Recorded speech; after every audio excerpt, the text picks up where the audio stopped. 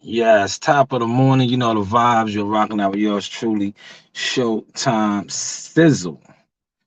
I am the source. This is the source experience.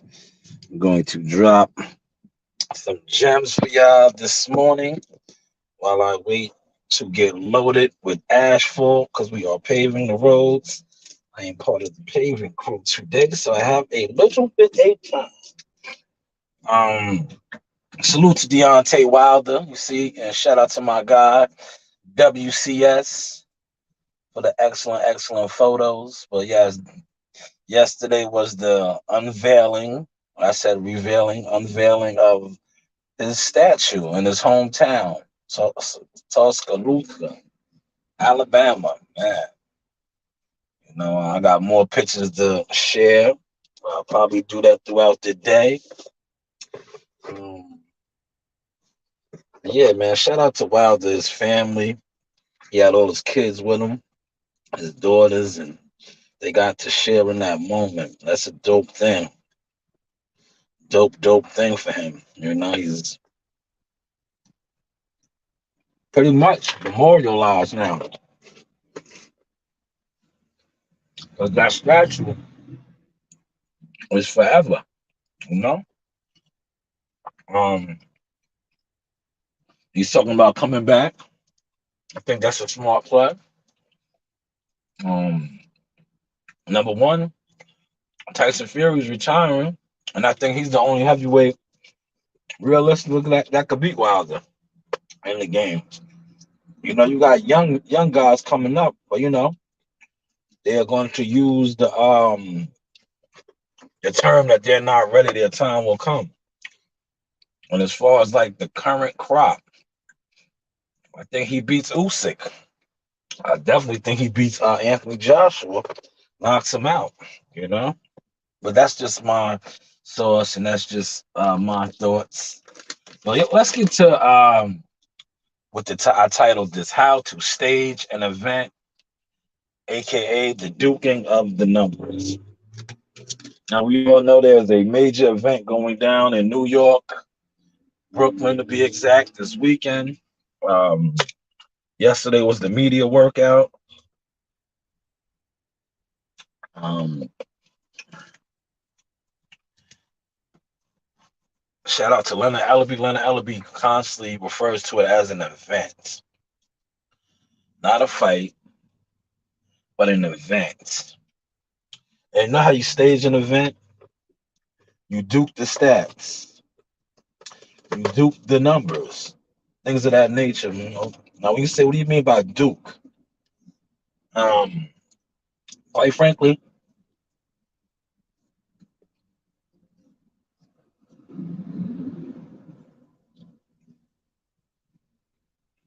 you hype it up, hype it up, and that's what we see taking place. The duking of the stats. You know, they're not really like when I watched the media workout yesterday. Right, granted, it started at 2 o'clock. Um, I don't think Tank came out till like five something. I don't even think he worked out. You know, Rolly did a like a half-ass shadow boxing and threw one punch with the gloves on, duking of the stats. Um, they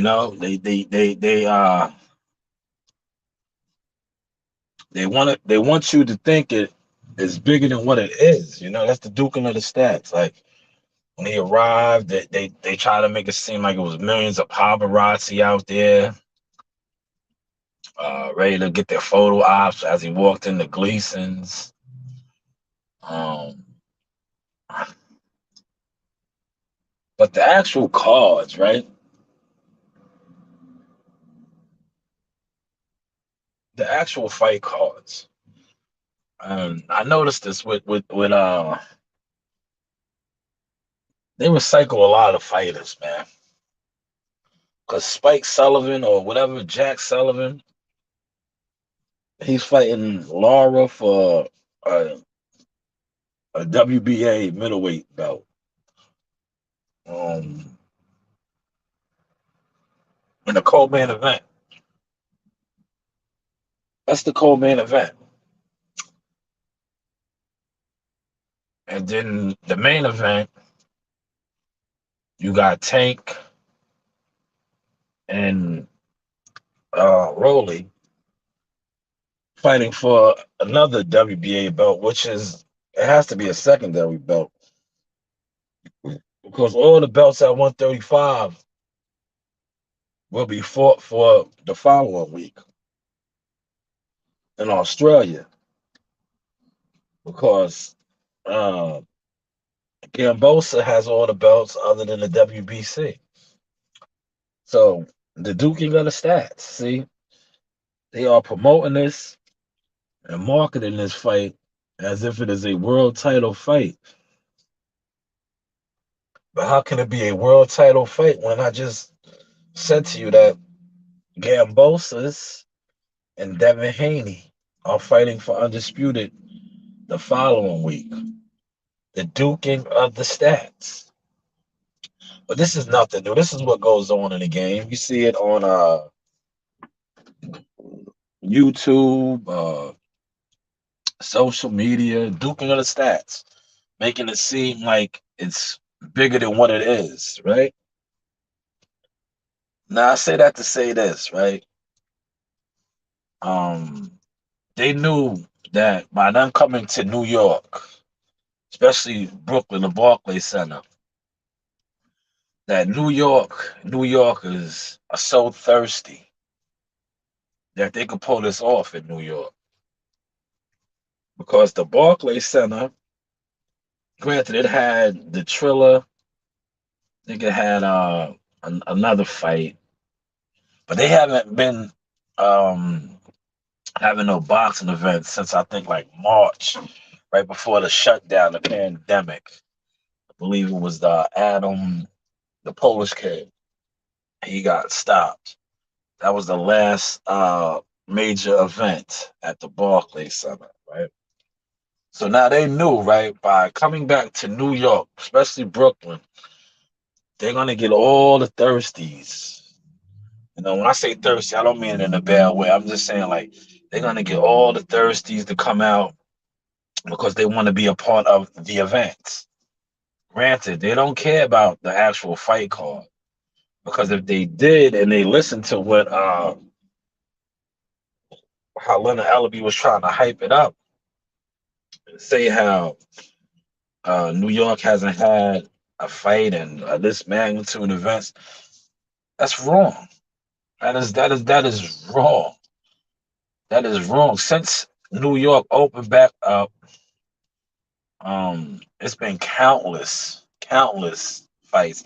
Probably one of the upsets of the year. George Gambosa when he knocked off Teofimo Lopez was in Manhattan.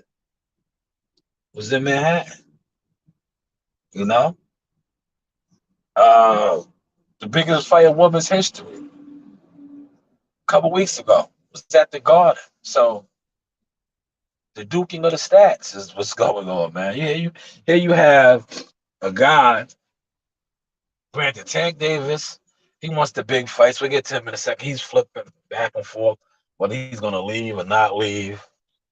When he's fighting a guy who said he's gonna knock him out in the first round. I don't. Does he have any first round knockouts? Does he have any first round knockouts? Man, I didn't even look that up on BoxRec. I know he got KOs, but it's like, bro, you gonna KO Tank Davis in the first round. That's how you're pitching it. That's how you're selling it. You're knocking him out in the first round. So by you selling that, Rolly, you gotta come out guns a blazing, bro. You gotta come out guns a blazing. Like you gotta come out on some Tommy Hearns, Marvin Hagler ish, man. If you don't come out like that, you just gave the pay-per-view viewing audience, all the people that's gonna go to the fight, a crock of shit. A crock of shit, man. You know, I got offered to cover different events. I turned it down. You know why? Know why? Because, like I said, I know my worth in the game. And number one, number two, why would I give my time and my effort to cover stuff that I know people try to undermine what I was building when I was building up? It doesn't work that way. It doesn't work that way. That's why, if you notice, really no posts on the IG, really no posts on the Facebook group. It's for a reason. It's for a reason. See, the source is valuable. The source is valuable. You know? Like I said, I watched the media workout. I seen the usual suspects, you know. Like I said, the usual suspects, the duking of the stats. But in all actuality, when the real stats come out, right? Trust and believe they're gonna fall short like they always do. And you say, damn, what are the real stats? The actual pay-per-view buys. I don't know. They're gonna fall real short again. Trust and believe it. But then they'll cook the numbers. They'll tell you, oh, yo, it was 15.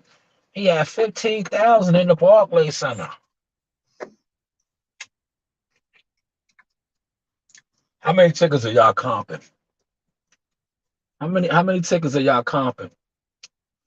How many celebrities did y'all invite to town, right? And y'all giving them tickets. And y'all tell them, yo, we're gonna give you slot time, TV time. Huh? How many? See, this is why it's called how to stage an event and the duking of the stats, because that's what's gonna take place Saturday night. You're gonna see a whole bunch of celebrities, right? They're gonna hype it up, right? Meanwhile, they all got comp tickets.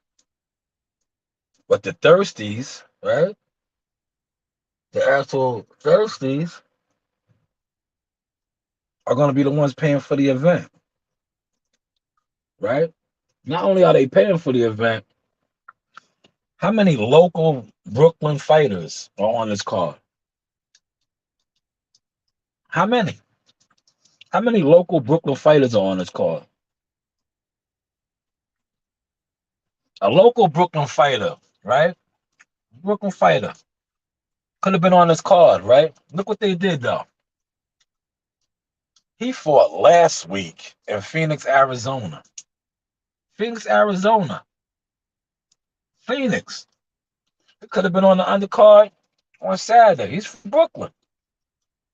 He's from Brooklyn. See, I guess you know what it is. People pay attention, but they're scared to mention. Yes, they pay attention, but they're scared to mention. Like, how do you do that? And I think, you know what? To be honest with you, I think the only other young Mayweather fighter that's on his card is Jaleel Hackett, man. And shout out to Jaleel Hackett. I remember before he turned pro, we got some work with him and his boy, the sniper. Shout out to the DC crew. Trayvon Marshall. It was like, how do you have such a big time event? You roll the window, it's getting a little loud over there, a lot of trucks pulling in. You have a big time event, right? Big time event, and you're not really showcasing none of your fighters, your young fighters. I mean, is Jesus Ramos a Mayweather fighter? Is he? He signed to Mayweather Promotions, right? This is a Mayweather Promotions event. I think it's only Tank and Jaleel Hackett, man. The rest of those guys are you know, affiliated with other promoters. Yeah, that's a heavy load he got on there, man. God damn. Yeah, man. This is just the sauce experience this morning, man. You know, I had to just talk about the duking of the stats, man. That's what's going on. That's what's going on, man.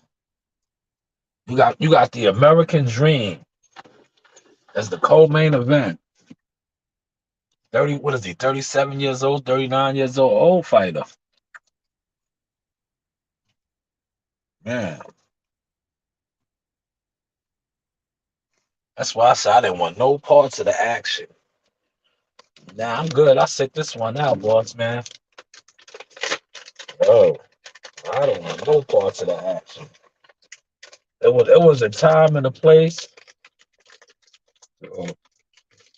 I would have been thirsty to cover the event, to just be a part of it. For what?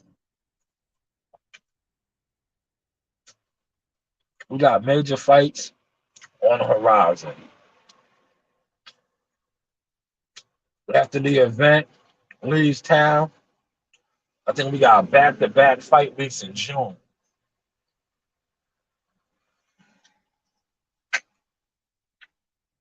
A big time uh light heavyweight unification, three belts on the line, you know. So there'll be other events to cover, you know. There's other events to cover. But just pay attention to this weekend and the duking of the stats. That's how you put on the event. You duke the stats. I see some brothers on the YTC talk about it, speak on it. They're conscious, they're woke, they know what's going on. But I also see a lot of brothers that get caught up in it. And whether they are down with the system or not, they push the propaganda. They push the propaganda, you know? But hopefully after this fight, after the event, because you know Tank is flip flopping back and forth. 1 minute he's leaving Mayweather, next minute he's resigning. Like I said, hopefully he does like what he said. He gets past Rolly, he gets the Devin Haney Gambosa winner. You know, like he said on the last stand with Brian Custer. This is what boxing needs now. You know, I think he's 27. They said now. Man, he's still young, but man, a lot of years went by, man. He was hot in 2017. 2017 is when he won his title at the Barclays Center. I was there. 2017, he became a champion at the Barclays Center. That's 5 years ago. He was 22 years old. Well, after he picked up some more belts along the way. But were they major belts? No. The only other major belt that he picked up, and he got that when he knocked the guy out at 135, but they had the belt on the line. That was Leo Santa Cruz's WBA belt. Excuse me. Yes. So this whole debacle, well, it's on the up and up now. Because now you are seeing the young guys.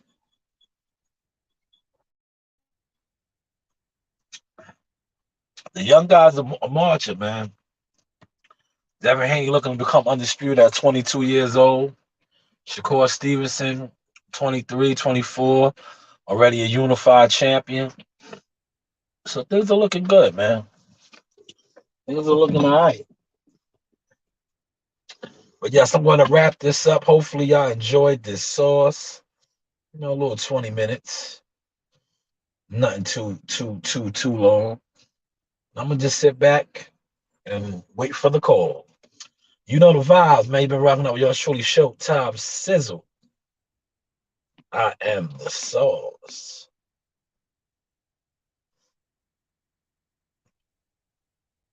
This is your boy Jamel Superfire Herring, and I'm with the best in the world, the best from Long Island, the Sauce Talk Podcast. Hey, we doing big things. Shout out to everybody out there in LI as well. Superfire, salute. Yes, you know. Like, subscribe, and hit that bell.